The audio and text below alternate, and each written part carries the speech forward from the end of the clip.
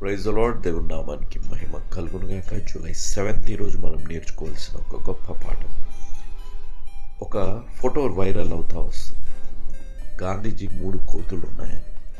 చెడు వినకూడదు, చెడు చూడకూడదు, చెడు మాట్లాడకూడదు. ఇంకొక కోతి వచ్చింది. ఏంటిదనగా ఫోన్ పట్టుకున్న కోతి. ఫోన్ మీద ఎక్కువ సమయం గడపకూడదు. ఈ పైన ఉన్న వీడియో చూడండి. ఇంత వయసులో ఉన్న వ్యక్తి కూడా ఫోన్ చూస్తూ ఏమైపోయాడంటే, ఏ ట్రైన్లో అయితే ఆయన ప్రయాణం చేయాలో ఆ ట్రైన్ ఎక్కకుండా అక్కడే కూర్చున్నాడు.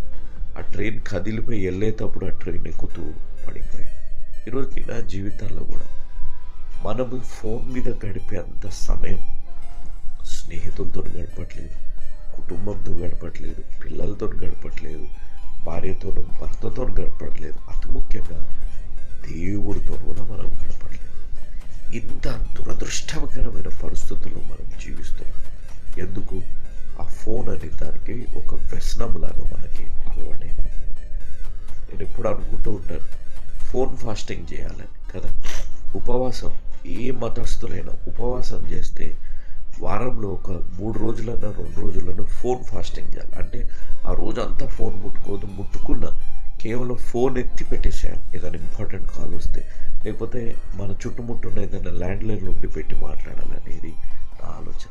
మీరు కూడా ఆలోచించండి. మీకు అలాంటి వ్యసన అలవాటు ఉండే వాళ్ళని జీవితంలో దయచేసి క్వాలిటీ టైం, బెస్ట్ టైం మీరు స్పెండ్ చేయాలి. దేవుడు దీవించుగాక.